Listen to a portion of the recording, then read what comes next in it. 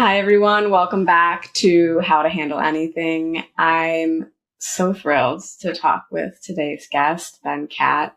Ben and I met through a mutual friend, and something I've always admired about Ben is his openness to the anythings that come his way. I would go so far as to say he's a master of it, and I've learned so much from him so far, and I'm really excited to have this chat with him because I think we'll all learn a little bit from him about how to navigate life's anythings with a bit of grace and patience and self-compassion and all the things that we love. Ben, thank you for being here.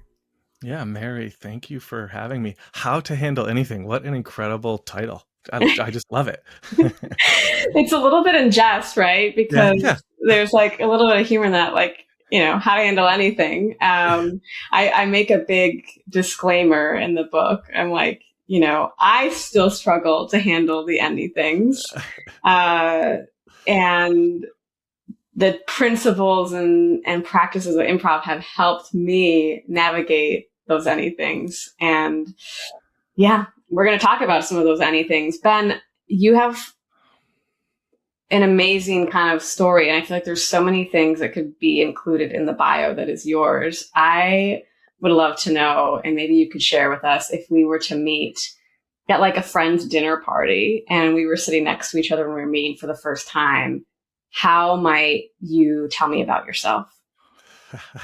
Well, I mean, I think it depends when in the last, especially 3 years, you've met me. But I think right now, I mean, what's very important to me is that I've been married to my wife Cherie for 22 years, and we have three children who are all teenagers. So that's really where I start. And then, as of a couple of weeks ago, we are proud parents to a little puppy golden doodle. And you have a golden doodle too. So I'm still learning how to handle that because that's a big adjustment having a little dog. So definitely I sort of start there. Broadly, I would say that my sense of calling and work in the world is at the intersection of spirituality or inner life, we could say, community and belonging, and social healing or social change. And so at different points in my quote unquote career, that's been expressed in different ways. And in the last few years, it's looked like everything from, I'm a meditation teacher. I teach meditation in prisons. I was a hospice chaplain for a couple of years. This is maybe feels less related, but it's very connected to me. I managed one of my brother's brewery tap rooms for 6 months, which I had an absolute blast doing. And then I also currently I teach as faculty in residence at the Modern Elder Academy. And somewhere in there too, I wrote a book about sort of a season of life, deep soul searching and midlife transitions that took place before all of those transitions. I love that intro, and I loved your book. I read the book. I took voracious notes, like underlining and stuff in the margins. I found there's so much wisdom in there, and there's so much alignment with kind of this improvisational mindset that you, regardless of whether you've had formal improv training or not, you've improvised and navigated life's twists and turns. And in particular, times of life where there can be so much change happening at once, where, you're building a family and maybe job changes and maybe there's a move. And I think a lot of people handle, like they are confronted with these things, right? At various times in their life, some younger, some older. And I guess I'm curious I love the kind of thread of you've expressed and you've done this kind of work in different ways, or it's been expressed in different ways. And I wonder if there's like something that has really kind of helped you handle those anythings along the way, and maybe how that's changed over time and how you've found the resources to navigate it. Maybe you could speak to some of the specific things you have navigated in midlife. Yeah, I mean, so where I'll start is a little bit of where my book starts actually, which is I was out for a run one day in Seattle, where I lived at the time. It was raining, of course, and had just run around this amazing little lake, Green Lake, and I was charging up this hill where normally I'd get to the top of the hill, I'd turn and like crush the last 10 blocks, like this intense workout to start the day. And then I'd go about my work, with that kind of energy. And on this one particular day, I got to the top and I just stopped dead in my tracks. And this voice just welled up within me. And the voice said, if you don't have your heart, you have nothing. If you don't have your heart, you have nothing. And right away, I knew that this was not about my heart rate. This was actually, it was telling me that there was, in a sense, it was telling me, hey, you're burned out, but you can't keep moving through the world in this same way. It's not sustainable. So that I went home, like walked home in the rain, was sweaty, crawled in bed, wanted to hide, like hide in a cave for months. Fortunately, my wife was like, hey, you're going to be all right. And I had a meeting with a mentor later that day. And this whole journey unfolded that I admit, I surrendered to it. I said, it was receiving this call to adventure in the language of Joseph Campbell, whose work I interact with in my book. There's a call to adventure. And I chose to say yes, not that there weren't some starts and stops, but I chose to say yes. And essentially what that was calling me sort of out of, yes, it was related to work I was in. So I was running a nonprofit at the time in Seattle, serving people dealing with addiction, mental illness, homelessness, all these complex issues, people who've experienced a lot of trauma. And I kind of thought this was work I would do forever. I mean, I was all in, I enjoyed it. But what I didn't realize is that at some point in the prior year or so, I mean, really probably, a few years, it's like I started going through the motions more. And it's like my heart kind of slipped out the back door. I was exhausted. And at a deeper level, so there's that career level shift that began, but at a deeper level, there was this sense that I had to face the fact that there were these lesser versions of myself, really these masks that I had been wearing around achievement, pursuing perfection, and performing to please other people. So I began to really work through those things. And yes, that meant a lot of shifts. So those are inner shifts. It meant a lot of shifts on the surface of my life and sort of had a ripple effect. But what I would say in terms of what ultimately has enabled me to navigate change, I mean, that journey that I went on was a journey of getting my heart back. But almost another way of framing that is this process of reclaiming my heart was also a process of learning to access the stillness that resides within me, and actually that resides in each one of us. So stillness is the key. I mean, I'll pause there because I can talk a lot more about that, but that's a bit of the contour of, the journey I've been on. Yeah, thanks for that. And I'm now reminded of reading that story in your book and how like gripping that was. And I want to ask you about stillness because this was also a time when you had what we would maybe call like responsibilities or obligations, right? To your partner, to your family, your kids, and, any professional obligations. How can you speak to like finding stillness in a world, not just our own world of like our family, our friends, our jobs, but also the world outside of that, the news, the noise, the constant bombardment, if we choose to, with information. How do you find stillness amidst all of that? Mm-hmm. Yeah, I mean, for me, it definitely was a journey, but it began, and a lot of it comes down to practice for me. So, I could say, well, I teach meditation, so everyone should start with meditation. I'm a big believer in it, specific techniques, especially that are easier, effortless, portable, maybe don't involve an app because we have enough reasons to go on our devices already, right? But in reality, there's so many different practices that we can engage in, and they're free. So I know there's a lot of influencers selling a lot of things. Fine. Go try all these things, go to the different ceremonies and retreats and all these things. But at the end of the day, there's some very basic things that I think are the beginning of reconnecting with the stillness that is within us. And I like to put it that way, is saying we're not trying to chase after stillness or quiet or calm somewhere else. It's actually something that is innate to us. But our mind, we're so used to allowing our minds are just running all over the place. We don't know how to calm them. We don't know how to settle. our nervous systems are fried. And so we end up disconnected from that inner quiet. So just to name a couple practices that were especially powerful for me during that season.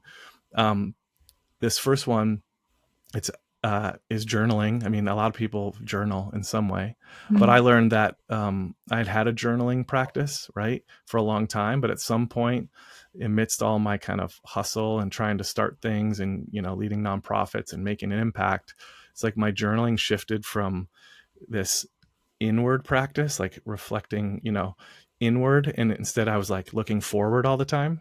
What's the next thing? What am I going to do? And it was like a strategy session every day in my journal. It's like, there's room for that. But is that the most nourishing thing in terms of accessing stillness? No, that takes us out of the present and just kind of gets our wheels spinning about what other things to do. Another one is intentional time in nature, whether you're walking your dog or just going for a walk. And I say not to get your steps in for the day or summit some peak, but just really opening yourself up to the healing power of nature. Maybe there's a conversation that nature wants to have with you through a tree, a cactus, a bird, something else. And then the last practice that I'll share that actually I think is the first practice, because this is the one people are like, well, how do I even make time for these things? Is like view subtraction as a practice that on the way to stillness. And what I mean by that, it's beginning to say no to things. It's beginning to put up some boundaries around work. It's maybe acknowledging relationships that are depleting and not nourishing. It's even hobbies that maybe you're over indexed on. You're a little too all in on it. You enjoy it, but it's taking up so much space that, you don't have that time to just be in solitude and connect with yourself. So subtraction may also be there's some things you need to sell. You got too much stuff, something you need to give away. I mean, there's all sorts of different things, screen time and binge watching stuff, but start there. And where can you start to carve out just a little bit of space to, have that energy instead of going outward, have it go inward. Yeah. Wow. I feel like I'm going to have to listen to that like over and over again to remind myself. And as someone who also subscribes to like stillness, and I have to, it's a practice, because even like I would walk my dog and I'd be like on calls while I'm walking my dog, or I'm listening to a podcast. And I like to do what I call like life experiments, where I'm just like, you know what, for a month, I'm just going to walk without my headphones and just listen to the traffic, listen to the noises, and be present with my dog wherever I am and see how that goes. Right. Mm-hmm. And because it's a confined place and time, like I'm not committing to this forever. I'm just going to try it and see how I feel. And what I've found by doing this is it ends up being really great, and I don't want to go back. Like probably my favorite one is I only use Instagram when I'm in a core strengthening pose. So I have to be in like a plank pose or a like boat pose. And I started doing this again as an experiment because I found I was using the Instagram timer and I kept being like, ignore. And I was like, you know what? I was like, I wanted to have a stronger core. So I kind of, in some ways it's a multitask, but it also makes it really, when I go on Instagram, it became really intentional. Like, what am I actually doing here? And there was a confined, like, I'm going to do this for 10 minutes, and I love that. I mean, definitely you still are on Instagram like 5 hours a day, but your core is just incredible. But I ended up like being like, I don't want to be in this for 5 hours. But I did, it was fun. And then I like joined a hiking group for a while, and, they had like a plank competition. I was like the plank champion because I was like, I do this 10 minutes a day, I got to see my reels. And I think, but it's so interesting, right? I think, cause I was going to ask like, well, it's so much easier said than done. And for me, I'm like, okay, I like all my hobbies, how do I find this? How to even know what the thing is. And so I know for me, it's just helped like just starting a little bit small and like also forgiving myself if I don't, do the thing perfectly or I miss a day or something. I think you capture a really important balance. It's both like allow yourself to experiment and try different things, so time bound experiments, but you also gave yourself enough time that you're going to say you saw enough of a sample size that you're like, oh, I'm experiencing the benefit of when I go walk the dog without headphones on. Whereas if Mhm. you're like, I'm just going to do this for a day, oh, and then I'm going to try that other thing for a day, and then Yeah. that other thing's like, as I was saying, I mean, there's so many different things out there, right, in the so-called wellness industry, like that you feel like there's all these different modalities and all these different things, and you got to do them all, when at the end of the day, like, no, it's important to commit to some things. And actually, there's really simple things you can commit to, but also not everything is for everyone. So give Mhm. yourself that permission to experiment.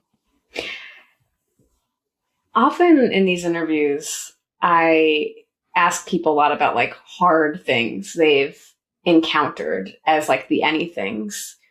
But earlier before the interview, we were talking a little bit about like these delightful surprises. And by living with this kind of improvisational mindset, which I would say from knowing you, you live with this kind of like openness to new possibilities and, saying yes to something if it feels aligned and kind of living authentically. What have been some of like the delightful surprises that have been unexpected? Maybe at first they seemed scary or Yeah. new or, oh my gosh, but they actually led to something wonderful in your life. Yeah. I mean, I do think the two things are often intertwined. The sort of being scared, the fear that something brings up, because there's the uncertainty and the unknown, but then also that's the place that's ripe with possibility.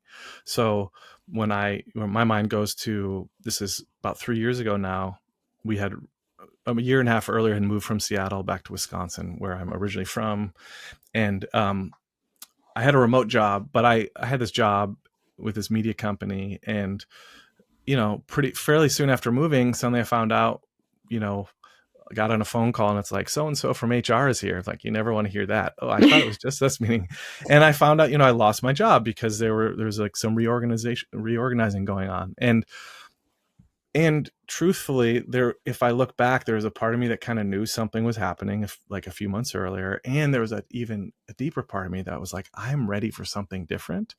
There's Mm. all this stuff in me that I want to create and I want to make, and this role I'm in is keeping me small. So I get shown the door, and great, and like they were wonderful. And also, guess what? Instead of me giving 2 weeks notice, I got a bit of a severance, which bought me a little bit of time. Now, not a ton of time because we've got 3 kids and whatnot, but that was both scary because it was like, what's next? How's this could work out? But it was also exhilarating because it was finally an opportunity for me to do what was originally plan B when we had moved, which was like, if I don't get this one job, then I'll start teaching meditation again, like I'd done in Seattle, and I'll kind of build out my coaching business. And then at that season, there was this thing that was in me, which evolved into a book. So I took that sign of losing my job as, okay, it's time to write this thing, and write it for myself, by the way. So I Mm. was going to write it for myself, write it for my kids, write it for my family, write the whole thing, do the whole thing. And then that's just what I knew internally I needed to do. And then it was, well, I could self-publish, or, oh, maybe I'll look for an agent. And I'll just say, looking for a literary agent, and or like putting together a book proposal, I would rather write 10 more books than put together a book proposal, um, but long story short, it's like a friend texts me, a door opens, I meet this person, they become my agent, which opens doors to these publishers. I get a gazillion no's. After our deadline, we get the one yes, and the one yes is like the best yes for me, and probably just the best one in general.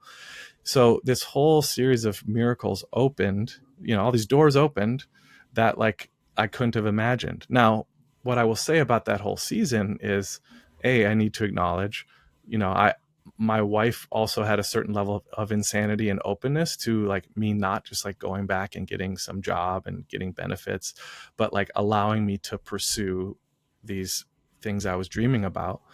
And she also, self-employed, she's a therapist, but she was like holding the fort down, right? Gave me a little room. But Mm. still, it was very scary for me to be thinking, like, as I'm building out these things, and it was knowing it was going to take some time to build them, um, that there was a lot of financial uncertainty. So I've done all these interesting things, but for me, and it's still in real time, something I'm working through is like, I've had over the last few years, these different things I've done, it's like incredibly meaningful and all aligned and all the right thing at the right time, even if it felt like it was out of nowhere.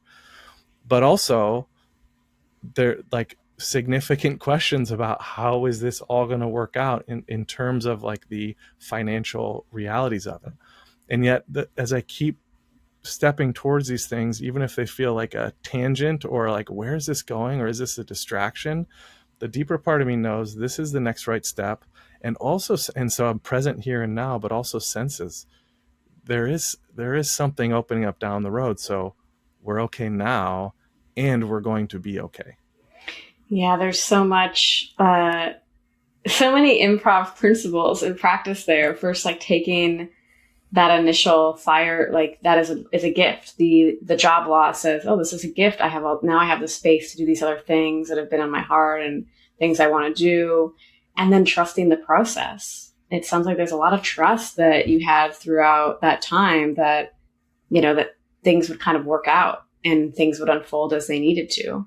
Or is that in hindsight? At the time, did it feel like you were trusting it, or was there some level of panic or anxiety? No, I would say that I do think there's a certain level of like owning the fact that I have this capacity to persevere. Like that's a trait that I carry. So it's like, we're going to keep going. And also if I zoom out, I can always say, what's the worst thing that could happen? And you realize like the safety net, and maybe this comes from a place of privilege, but it's like thinking of the family and I wouldn't want to, but if we had to sell our house, we could, but we own a house. Wow. Yeah. If we had to go stay at my parents' house, we could. So there's all these other things. But I'm really thinking about, do you know the story of like the farmer who lost his horse? Do you know this story? Oh yes, but please share it for. I mean, it feels like it is improv. It is like what improv is about. But so there's a man who has his farm, a horse. He's got a son, and one day his horse runs off, and all his neighbors are like, "Oh no, that's horrible. Poor you." Like he needs that horse to work the farm and all that. And he's like, "We'll see." Right? Well, sometime later, the horse comes back. But not just the horse. It's like, let's say it's a dozen horses come with the horse, like wild horses. And all the neighbors like, this is incredible. Like, you're so fortunate. And he goes, we'll see. Then the son is training, breaking in one of the horses, like getting it trained or whatever. Horse throws him off. He breaks his leg. The neighbors come rushing. This is devastating. This is horrible. We're so sorry. The man says, we'll see. And a week later, this army comes through and they're recruiting all young men. They're enlisting them in the army. They have to go with them, go off to war. And they come in and they see this son has a broken leg. They're like, forget him. We don't need him. So they leave him there, head off to war. The son stays behind, heals. And everyone's like, this is amazing. And the farmer's like, we'll see. And it goes on and on and on. But it feels like a very yes and vibes to it. And the point is like, you just don't know like where anything's leading. Like the hardest things in your life, like you don't know what it actually is preparing you for, what doors it is opening. And even some of the greatest things, the things that sometimes you really want to cling to and hold on to and never let go of, it's actually that, they might lead to something that, signals a new season of growth and transformation for you. So I kind of see I like that journey because I could look at losing a job, getting this, not that, then this. Like I could see this pattern in my own life, right? And the idea of stillness, or we could even say equanimity, is about learning to navigate that with this sense of balance, evenness. Doesn't mean there's no grief, doesn't mean there's no gratitude. Those things are all there. But yet there still is a sort of solidity with which you're able to move through the world, both highly stable and highly adaptive to the changes that come. Yeah, I love that parable. It's such a great reminder. I think we've all experienced that, right? Where something happens and we're very quick to judge whether it's good or bad. And we don't actually know, but it's serving the scene, as we would say in improv, right? Everything is a gift telling us something that helps us move the scene forward.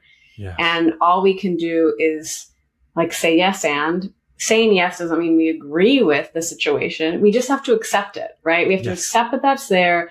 And then we can move forward based on that reality to make new choices. And, it's always easier said than done. And, I myself sometimes like, oh, this is horrible. And then I have to catch myself and be like, but is it? Like,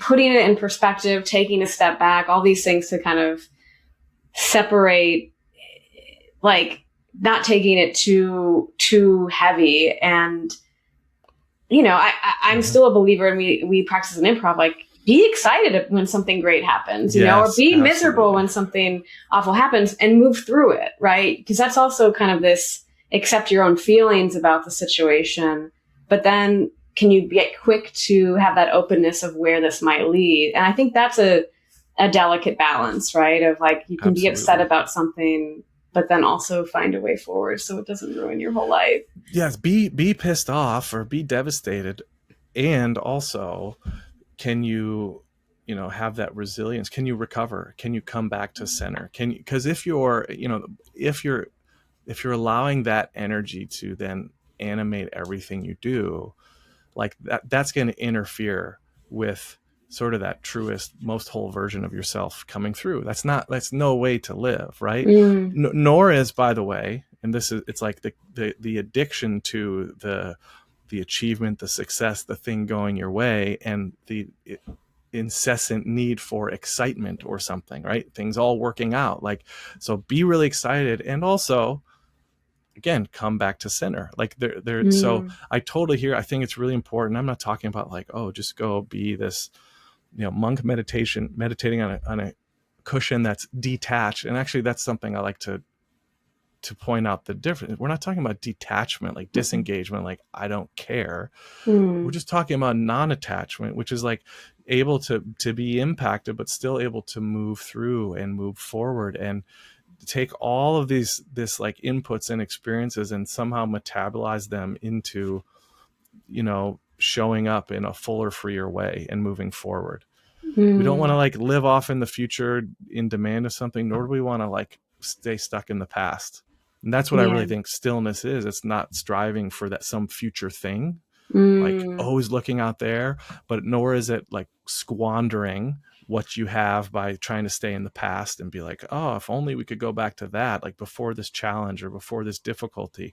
It's somehow learning to find that way through both of those extremes.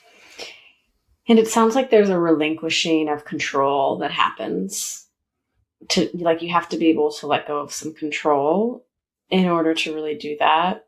Can you think about times in your life where you had to like let go of control and you notice like the difference of what that made and how you experienced the situation?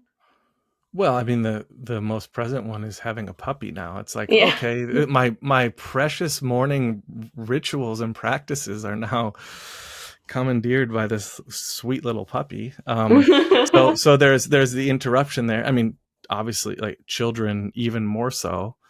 Um, I think where I want to go with this, and this feels really present to me right now, is someone said, I was leading this workshop with Modern Elder Academy online a couple weeks ago, and one of my colleagues said, who guided a mindfulness exercise, I said, what would you say to everyone who's here? We're exploring the hero's journey and maybe about to embark on this inner adventure. He said,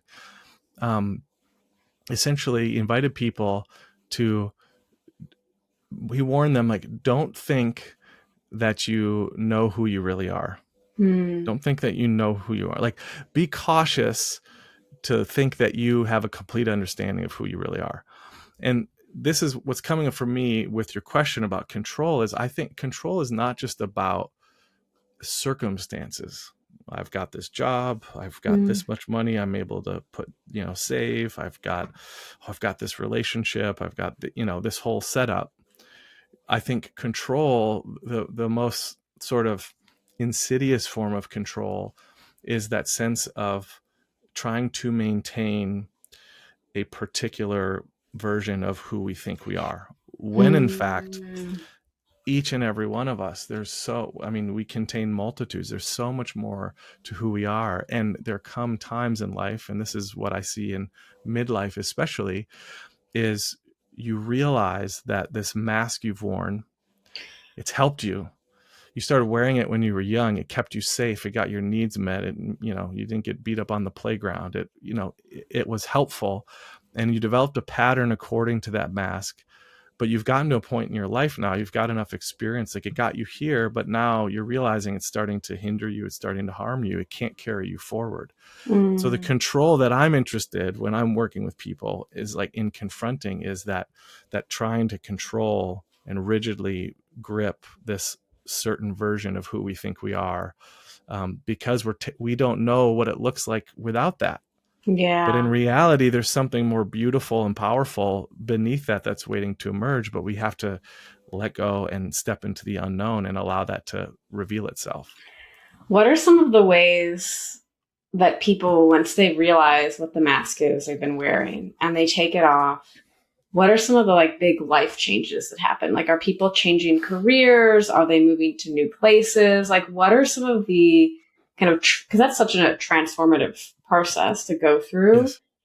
What are like kind of the results of that? Like, what are those actual journeys? Can you give us some like concrete examples? Oh, I love it. So what happens is we get obsessed about transitions and about like something stirring within us. There's something that's got to change. We blame it on the job, the relationship, where we live, not getting enough cool vacations or whatever the thing is. But it's the invitation is always there in those moments to actually go inward first, right? Through these practices we've been talking about. It's like allow your inner voice to speak to you from within, and then over time, right? Shedding masks, befriending the darkness and the unknown, moving through that, then yes, you do come out on the other side of this as you've reclaimed some sense of wholeness and aliveness. There's going to be ramifications for the surface of your life. But I just want to highlight that because yes, it starts within, then it shows up here. Now, what that could look like, I think it's amazing, because what it does look like is I see so many people come to me, they're like, I'm dying in this job. I need out. And it's like, okay. Like, let's just hold on a second. You actually, and this is exactly what my mentor said to me in that afternoon after that rainy morning run. He's like, you're much more buoyant than you realize. Which he wasn't saying like, get over it, you're fine. He's just like, you've got resources in you to navigate what's going on right now. Like you can do this. It's going to be hard, but you can do it. It's not over yet, but I'll see people, we'll be working together and they get into these practices and rites of passage, and we do this mask work and whatnot. But on the other side, what's really interesting is because they've reconnected with true self in a sense, which is very mysterious, we will say, by the way, they're also like, there's a sense of, wow, like I can be here in my job. It's fine. And this happened to me years ago. It's like, I can be here. So it's not leading them like I'm leaving job and where I live and I'm going to travel around the world, like eat, pray, love my way around the world. It's actually leads you all the way back to that same desk in that same, office in the same building. But you feel different, like internally you're different, like you're more integrated, you're more aligned. And that means you can show up in a different way. It means you can persevere in ways that you didn't imagine. It also means then, to everything else we talked about, you start to be open up to the fact that you don't always need to create, control, manage your own future, but certain things are going to come your way. So the next job that you're looking for that you didn't even know, it's like the job, your dream job or the thing, like it's going to come, maybe it's in a year or two, but instead of you rushing into something and clicking all over, LinkedIn or whatever, something's coming your way because you've prioritized that inner life. So that's one version.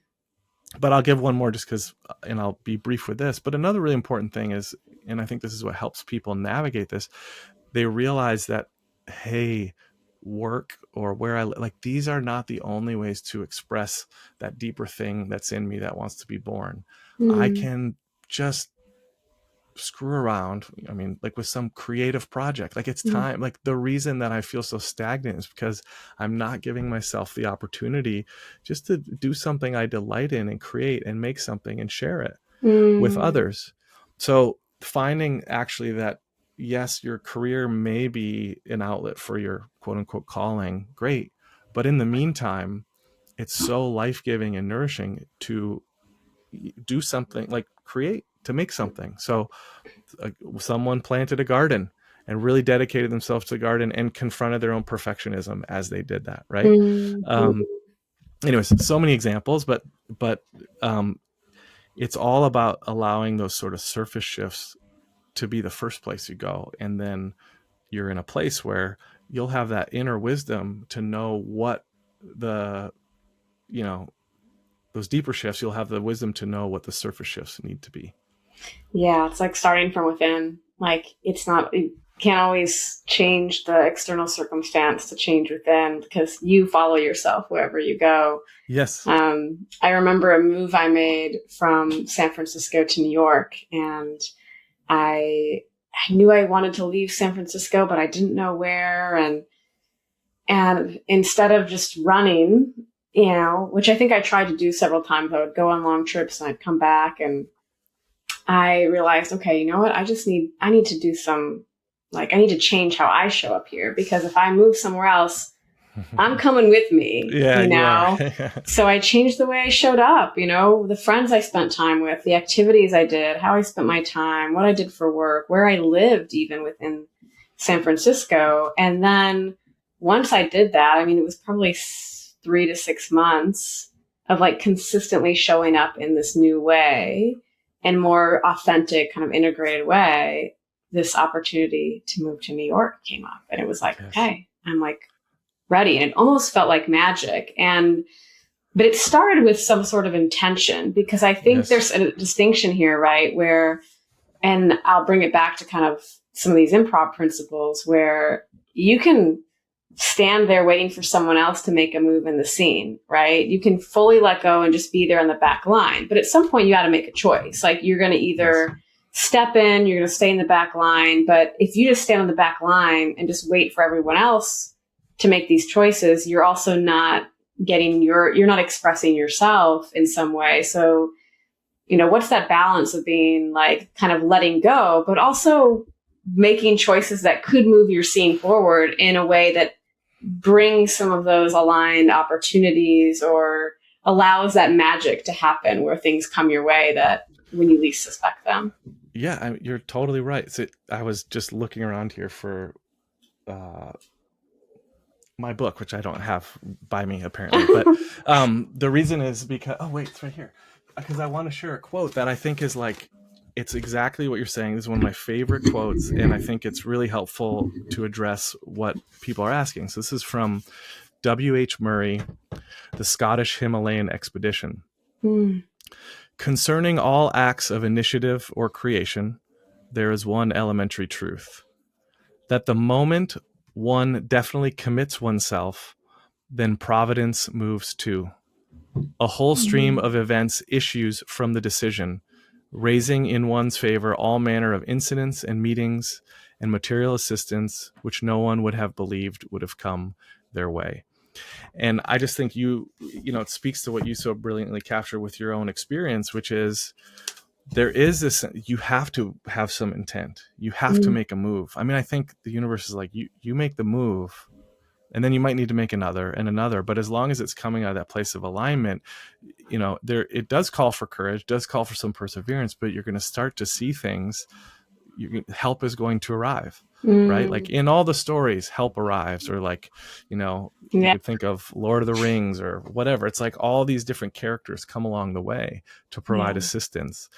And it really is, I mean, call it whatever you want. It feels kind of magical, mystical, but it's, I've got so many experiences like this, as I'm sure you do. And I think most people, if you look at your life, you may not describe it that way, but you're like, I reached out and I said, I met this person, and then that opened up this whole thing. Or I had the courage to leave XYZ, and it led to these other things. So that's where I really encourage people to get curious about almost like your own myth, like write your own myth. Like, what is it? What are the contours of your story? Where have you, and these are the 3 phases I talk about in my book, but it's like, where have you left the familiar?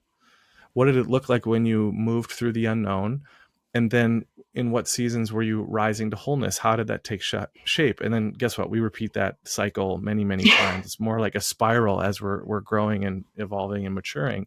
But I think anytime you're at a crossroads, it's really helpful to investigate that myth of yours, because you'll realize you've been in a similar place before, and Mm. you do have what it takes to kind of step forward with intention, and you can trust that nature will meet you because it has before. You can handle anything. Yeah, that's right. Absolutely. You can handle Yeah. anything. Ben, is there anything you haven't shared or said that you'd like to, that you think is important to this conversation before we start to wrap up? Well, what's coming to mind right now is, I mentioned earlier that I spent time as a hospice volunteer, hospice companion, hospice chaplain, so end of life care. And in that work, many sacred moments, but there's a quote from a woman, Bronnie Ware. She was palliative care nurse, end of life care in Australia. She's wrote a book. It was a blog post initially, but it just went huge, and it was called "The 5 Regrets of the Dying," which people may have heard of. And her what she identified as the number one regret of the dying from all the work she did, which was much more than the couple years that I was in it, was this sense that people say, I wish I had lived my life, a life true to myself and not the life that others expected of me. And I really like, that is what I come back to that again and again in my own journey, and as I'm supporting others, and as people are facing, like, how am I going to handle stepping into this thing or this transition? It's like, where can we get the courage? I mean, part of it is we come back to that sense of, there's no greater gift to give yourself than to live your, and now this is quoting poet Mary Oliver, your one wild and precious life, to live that life, to pursue it, right? We're never going to put exact words to it, but to pursue and seek that life that feels aligned, right? To live from your center, from within, from that stillness, as opposed to trying to play this other game of pleasing others and putting on a show and trying to, meet or manage everyone else's expectations. So I guess that's sort of where I would want to land things today. And much of that is as a reminder to myself. Yeah. Yeah, isn't that the truth, right? The things that we write and share, often the things we need for ourselves too, those reminders. And it's such a gift to share with others. I want to follow up one quick thing on that, calling back to earlier around like small things we can do in our lives. What's like one small thing someone might be able to do to kind of figure out what is authentic to them, for folks that are maybe not even sure what that step is? Yeah. Yeah. So get out of your head is the first thing. And I'll share these 3 words that came to me. There's a whole backstory to it, but it's an old Jaguar automobile advertisement, kind of strange, but it came to me in this season, and it became a kind of mantra, but grace, space, pace. So if you are trying to figure out, like, you want to go within, you want to feel more connected to yourself, you want to get your heart back, like, don't start, or, when you want to figure out your calling, however you want to frame any of this, don't let go looking and thinking through and strategizing. It's like, you really need to show yourself grace, which is like, be patient, be kind to yourself in terms of the masks that you've worn, right? Be kind. Don't judge yourself. Don't try to just like shove off these old patterns. Acknowledge them, bless them, send them on their way. Like, but we're not looking to cut off and judge and be critical of it. And then the space and pace are related to some of what we talked earlier, but like, is your life so jam-packed that you just have no space for yourself, for solitude, right? To be still, to get quiet, to journal, to be out in nature. If you make space for those things, stop listening to the podcast, and especially stop listening to them at 2 times the speed, which I imagine I would sound really fast right now. But and then the last one, grace, space, pace. It is very similar to the spaciousness, but can you slow down? Can you have blocks of time where you're like, you're shutting down your laptop earlier, or you're off your phone, or it's just a day of rest. Like there's all sorts of Mm, ways to implement that, but begin with those things. And I think you'll be surprised at like how the noise will get quiet and you'll start to hear from yourself again. And that's really the yes. beginning of the journey. Yes. When you quiet the noise around you, you can start to hear yourself. I love that. What a great way to close. Ben, thank you so much for this chat Yeah. today. Yeah. Thanks for having me, Mary. So excited about the book and love what you're doing. Thanks for having me. Where can people find you if they want The to connect? easiest place is benjamincott.com. It's benjaminkatt.com. Uh, let's go there. That's the way to go. Awesome. Thanks so much.